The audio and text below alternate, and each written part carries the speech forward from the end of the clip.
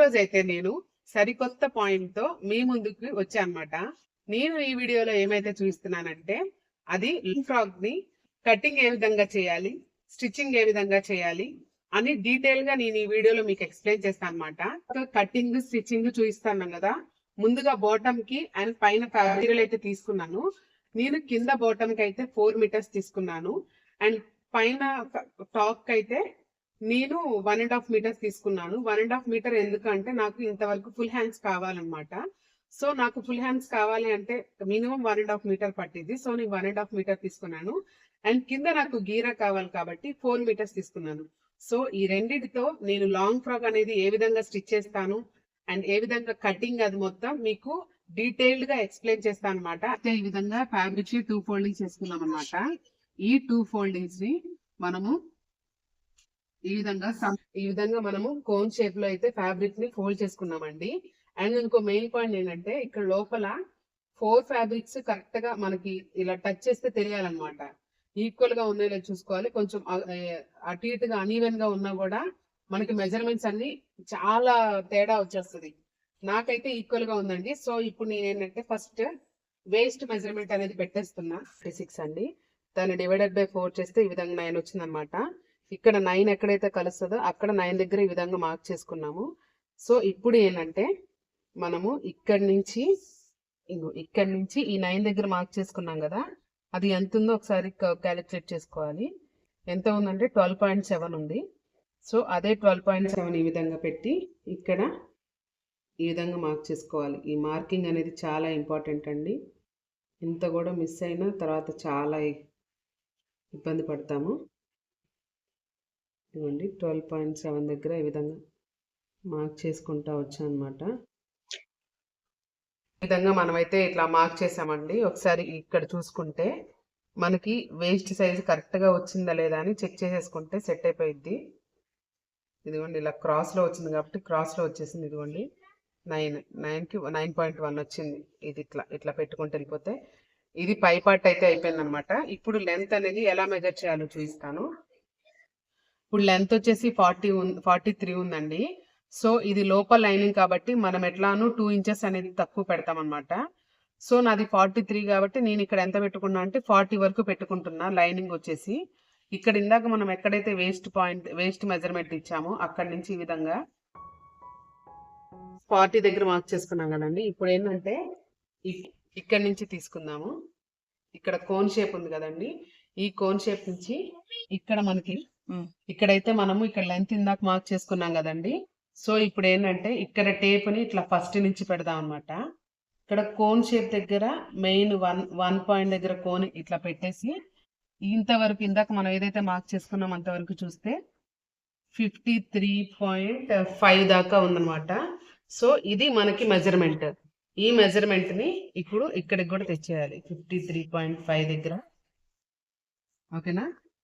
ఈ విధంగా ఇక్కడ మనం పాయింట్ చేసి 53.3 దగ్గర ఇట్లా అనుకుంటా మనము లైన్ అనేది మార్కింగ్ అనేది చేసేసుకున్నామండి. సో ఇప్పుడు ఈ మార్కింగ్ ఏంటంటే మనం ఇంకా కటింగ్ పార్ట్ లోకి వెళ్ళిపోదాము.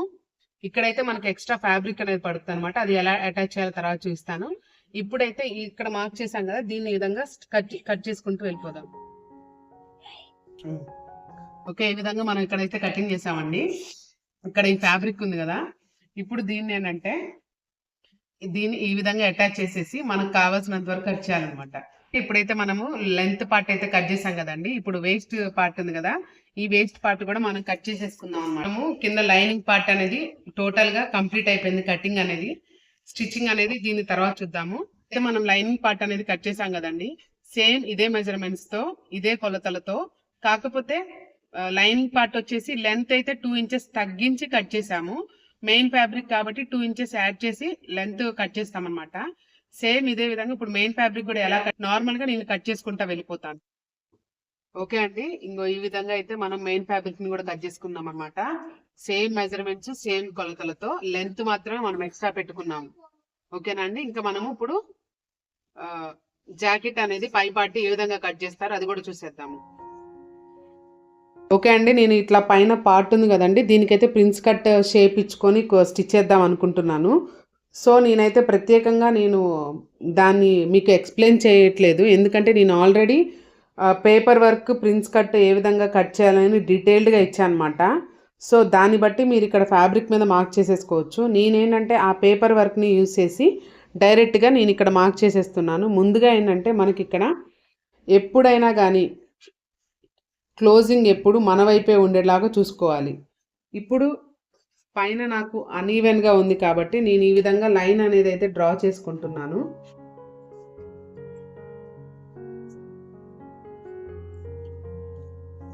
ఇదిగోండి, ఈ విధంగా నేను లైన్ అయితే డ్రా చేసుకున్నాను. ఇప్పుడు ఏంటంటే బ్యాక్ పార్ట్ని మార్క్ చేసుకుంటున్నాను. ఈ పేపర్ని యూజ్ చేసి, ఈ పేపర్ హెల్ప్తో ఆల్రెడీ నేను పేపర్ వర్క్ మీకు ప్రీవియస్ వీడియోలో ఉందండి, లింక్ నేను కింద డిస్క్రిప్షన్లో ఇస్తాను. మీకు ఒకసారి కావాలనుకుంటే ఆ వీడియో కూడా క్లిక్ చేయొచ్చు. ఈ విధంగా పేపర్ని పెట్టేసుకొని నేనైతే కటింగ్ అనేది చేసేస్తున్నాను అనమాట, నాకు ఈజీగా ఉంటుంది. అయితే ఈ విధంగా పేపర్ హెల్ప్తో ముందు బ్యాక్ పార్ట్ని అయితే కటింగ్ అనేది చేశాను. ఇప్పుడు ఏంటంటే ఈ పాయింట్లను అయితే మనం కరెక్ట్గా మార్క్ చేసుకుందాము.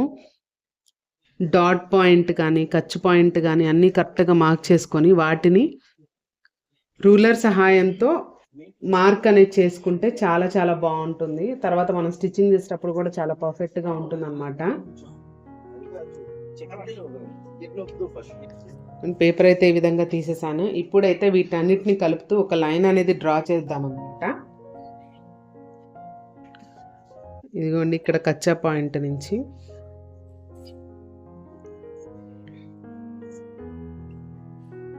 ఇక్కడ ఖర్చు పాయింట్ నుంచి ఈ పాయింట్కి ఒక లైన్ అనేది డ్రా చేసాము.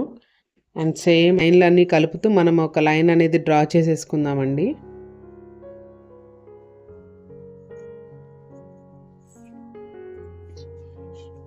ఓకే అండి, ఇప్పుడైతే మనకి టోటల్గా ఇట్లా బ్యాక్ పార్ట్ మొత్తం వచ్చేసింది. ఇప్పుడైతే మనము ఇట్లా మార్క్ చేసుకున్నాం కదా, వాటిని నీట్గా ఈ విధంగా డ్రా చేసేసుకుందాము.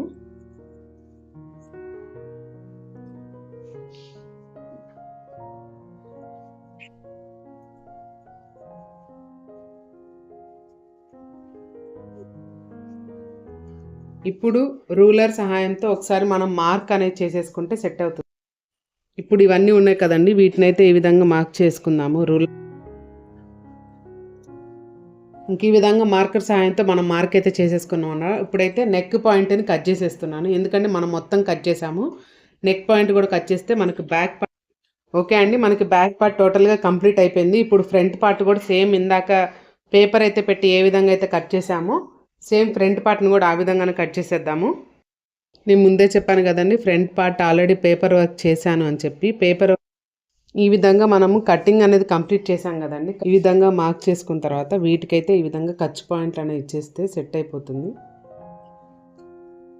సో ఇదైతే ఫ్రంట్ పార్ట్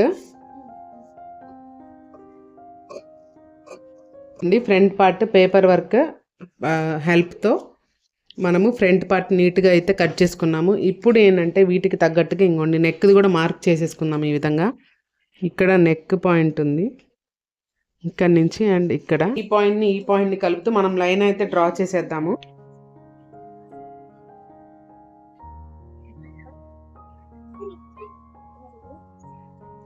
ఫ్రంట్ పార్ట్ని అయితే మార్క్ చేసుకున్నామండి. మనకి ఇక్కడ డిజైన్ బట్టి మనం అయితే ప్లాన్ చేసుకోవచ్చు అనమాట.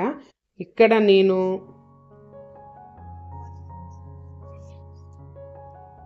ఈ విధంగా నెక్ పార్ట్ని అయితే డిజైన్ చేసుకొని కట్ చేసుకున్నానండి. ఇప్పుడైతే స్టిచ్చింగ్ కూడా ఒకసారి చూసేద్దాం, ఓకేనా.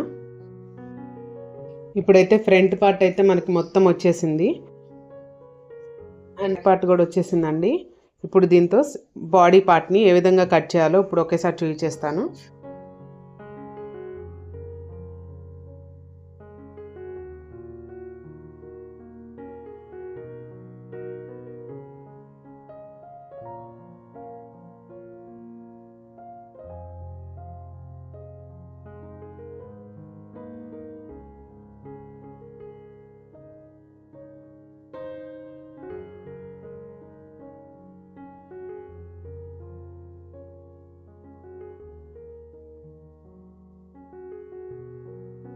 ఓకే అండి, మనమైతే ఇక్కడ ఫ్యాబ్రిక్ని అయితే అటాచ్ చేసామన్నమాట. ఈ విధంగా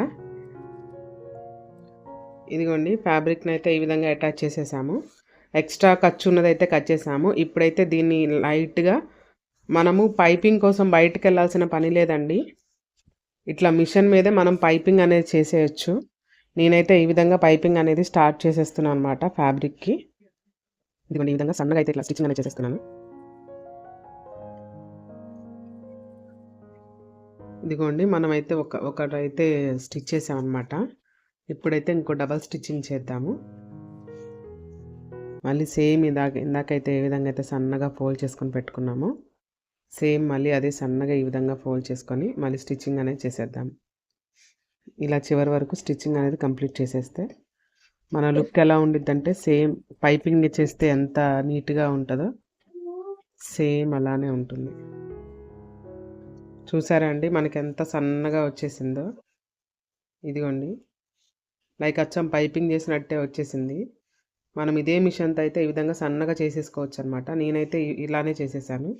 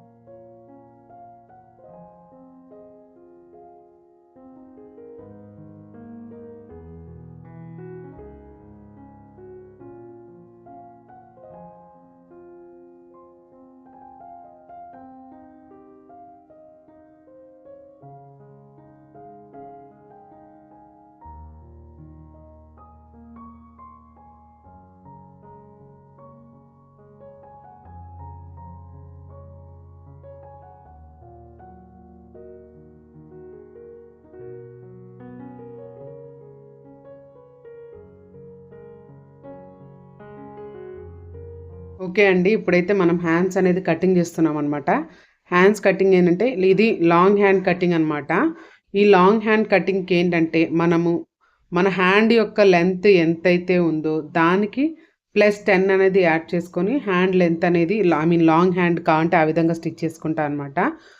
ఈ లైన్ ఏంటంటేనండి ఇక్కడ పైన ఫ్యాబ్రిక్ ఈక్వల్గా లేదు. సో ఈక్వల్గా ఉండడం కోసం ఇక్కడైతే లైన్ అనేది డ్రా చేశాను అనమాట. ఇక్కడ మనం 4 ఫోల్డింగ్స్ ఉన్నాయి కదా, ఈ క్లోజింగ్ ఎప్పుడు మన సైడే ఉండాలి. అండ్ లోపల ఫ్యాబ్రిక్ కూడా కరెక్ట్గా ఉందో లేదో చెక్ చేసుకోవాలి.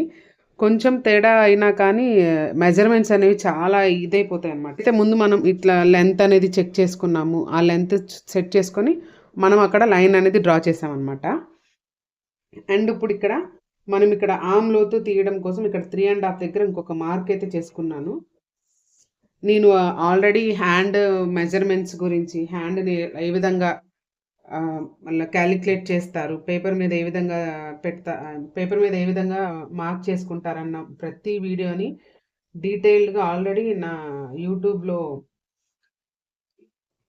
వీడియో అప్లోడ్ చేశానండి. ఎవరికైనా కానీ డౌట్ వస్తే ఒకసారి ఆ వీడియోస్ చెక్ చేసుకుంటే మీకు అసలు హ్యాండ్స్ అనేవి ఏ విధంగా మనం మెజర్ చేస్తున్నాం అన్నది మీకు క్లారిటీగా ఉంటుంది. నేను ఇక్కడ నార్మల్గా చేసుకుంటూ వెళ్ళిపోతున్నాను.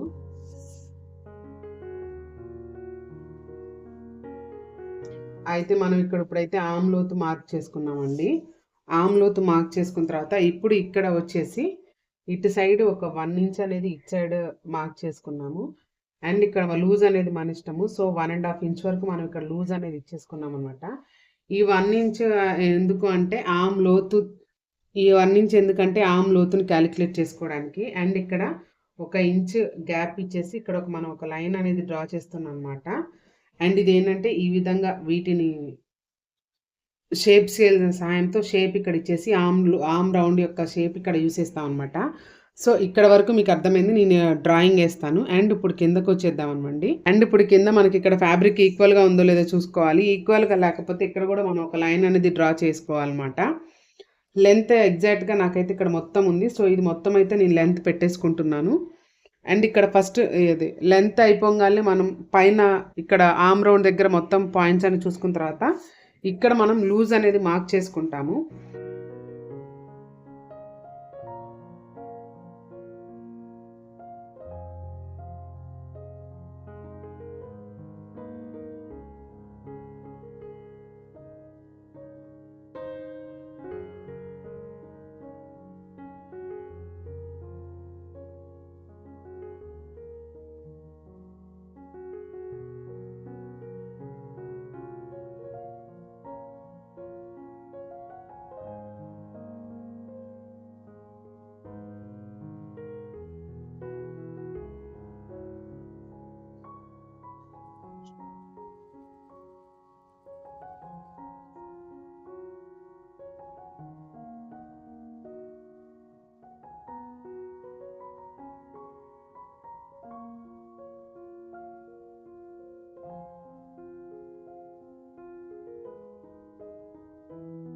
ఓకే అండి. ఇప్పుడైతే మనము ఇందాక లాంగ్ ఫ్రాక్ అయితే స్టిచ్ చేసాం కదా, దాన్ని అయితే ఇలా ఎగ్జాక్ట్గా ఇలా ఫోల్డింగ్ చేసుకొని మధ్యకి ఒక మార్క్ అయితే చేసేసుకున్నాము. సేమ్ అదే విధంగా మనం లైనింగ్ కూడా స్టిచ్ చేసాం కదండి. సో దీన్ని కూడా ఏంటంటే ఈ విధంగా మిడిల్కి ఫోల్డ్ చేసేసి ఇక్కడైతే మార్క్ అనేది ఇచ్చేస్తాం అనమాట.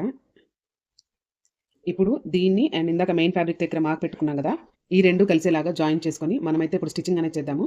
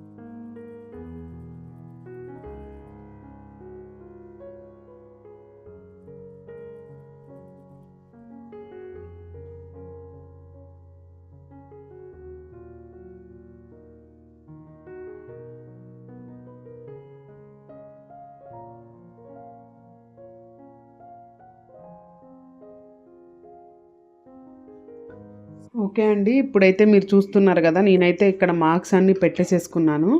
మార్క్స్ అయితే పెట్టుకున్న తర్వాత ఇప్పుడైతే ఈ విధంగా స్టిచ్చింగ్ అయితే స్టార్ట్ చేస్తున్నాను అనమాట. ఇది ఫైనల్ ఫినిషింగ్.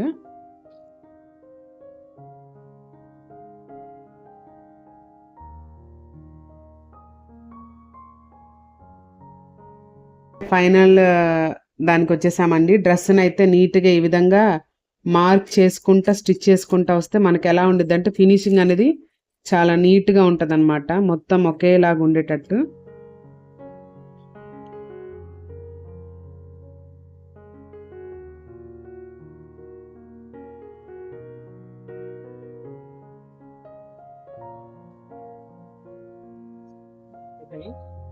ఓకే అండి, ఇదండి నా లాంగ్ ఫ్రాక్ స్టిచ్చింగ్.